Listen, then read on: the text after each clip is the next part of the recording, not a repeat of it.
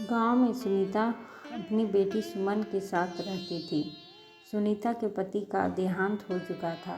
सुनीता गांव के जमींदार के घर में काम करके घर का खर्च चलाती थी। वह सुमन को पढ़ा लिखा कर डॉक्टर बनाना चाहती थी, इसलिए वह बहुत मेहनत से काम करती थी। एक दिन सुनीता ने सुमन से कहा, बेटी, मैं काम पर जा रही हूँ। सुमन बाहर खेल रही थी। सुमन ने कहा, माँ, आप आज काम पर मत जाओ, मेरे साथ घर पर रहो, आपके बिना मेरा मन नहीं लगता। सुनीता बोली, बेटी, काम पर तो जाना ही पड़ेगा, नहीं तो पैसे कहाँ से आएंगे, और फिर पैसे इकट्ठे कर तुझे पढ़ाना है। जब तू पढ़ लिख कर डॉक्टर बन जाएगी, मैं घर पर रहा करूँगी। यह कहकर सुनीता काम पर चली गई। सुमन खेलने लग गई। दोपहर के समय सुमन घर में सो रही थी, तभी किसी ने दरवाज़ा खटखटाया। सुमन ने दरवाज़ा खोला तो सामने पड़ोस में रहने वाले मोहन काका खड़े थे। उन्होंने सुमन से कहा, बेटी, तेरा कोई रिश्तेदार है जिसे तू जानती हो? सुमन ने पूछा, काका, मेरे मामा मामी पास के गांव में रहते हैं, लेकिन आप क्यों पूछ रहे हैं? तब मोहन काका ने बताया, बेटी, तेरी माँ सफाई कर रही थी और वह गिर गई। अब वह हमारे बीच नहीं रही। यह सुनकर सुमन के होश उड़ गए। वह रोने लगी।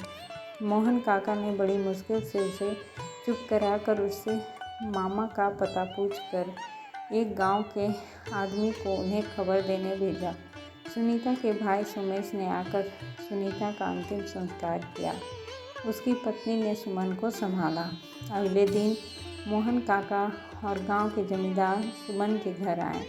उन्होंने सोमेश से बात की। जमींदार ने कहा, सोमेश जी, यह बच्ची अब अनाथ हो गई है, इसकी देखभाल आपको करनी होगी।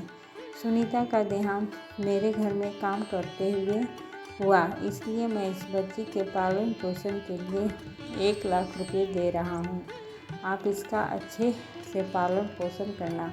यह कहकर जमींदार ने रुपये सोमेश को दे दिए। सोमेश ने कहा, मैं इसका अच्छे से पालन पोषण करूँगा, आप चिंता ना करें। अगले दिन सोमेश अपनी पत्नी और सुमन को लेकर अपने घर आ गया, लेकिन सुमन का वहाँ मन नहीं लग रहा था। उसे अपनी माँ की याद आ रही थी। वह दिन रात रोती रहती। एक दिन मामी ने कहा, सुमन, जो होना था वह हो गया, अब उसे भूल जाओ और घर के काम में मेरी मदद किया करो। सुमन ने कुछ नहीं कहा। वह चुपचाप मामी के काम में हाथ बटाने लगी। एक दिन सुमन ने अपने मामा से कहा, मामा, मैं स्कूल कब जाऊंगी? मैं पढ़ना चाहती हूँ। माँ मुझे डॉक्टर बनाना चाहती थी। सोमेश यह सुनकर गुस्से में बोला, हाँ हाँ, तेरी माँ ने तो बहुत पैसा छोड़ा है तेरे लिए, जो तुझे स्कूल भेजूँ। चुपचाप घर में रहना है तो रह, नहीं तो वापस अपने गांव चली जा। सोमेश और उसकी पत्नी ने सुमन के पैसे हड़प चुके थे। वे अब सुमन से पीछा छुड़ाना चाहते थे। उसकी मामी सुमन से घर के सारे काम करवाती और उसे ठीक से खाना भी नहीं देती थी। सुमन मामा मामी के अत्याचारों से बहुत दुखी हो गई। वह अकेले में रोती रहती। वह अब मामा के घर नहीं रहना चाहती थी। एक दिन वह घर छोड़कर चल दी।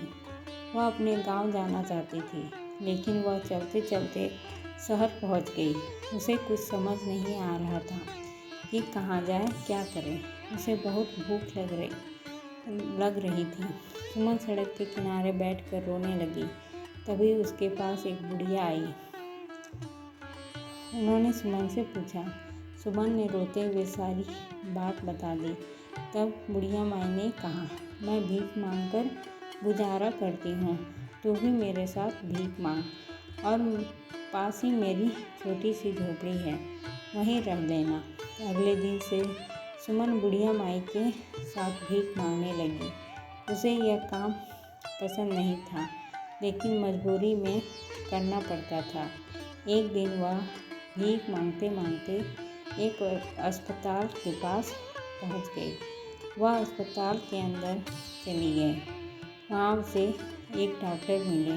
डॉक्टर ने उनसे पूछा, बेटी तुम्हें क्या परेशानी है? तब सुमन ने कहा, डॉक्टर अंकल मैं बिल्कुल ठीक हूँ, मुझे तो आपके जैसे डॉक्टर बनना है, मुझे डॉक्टर बना दीजिए। यह सुनकर डॉक्टर ने पूछा, बेटी तुम कौन हो और डॉक्टर क्यों बनना चाहती हो? सुमन ने सारी बात उन्हें बता दी। उसकी बात सुनकर डॉक्टर उसे अपने घर ले गए। उन्होंने अपनी पत्नी से सुमन के बारे में बात की। उनकी पत्नी की कोई संतान नहीं थी। उन्होंने सुमन को अपने घर में रख लिया और उसे स्कूल भी भेजना शुरू कर दिया। धीरे धीरे समय बीत गया। सुमन बड़ी हो गई। एक दिन वह घर पहुंची और उसने कहा, मम्मी पापा आप कहाँ हो? डॉक्टर की पत्नी ने सुमन से पूछा, क्या बात है बेटी, तू आज बहुत खुश नज़र आ रही हो।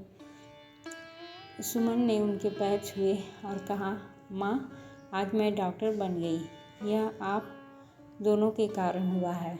आपने एक अनाथ भिखारिन को अपनी बेटी बना लिया।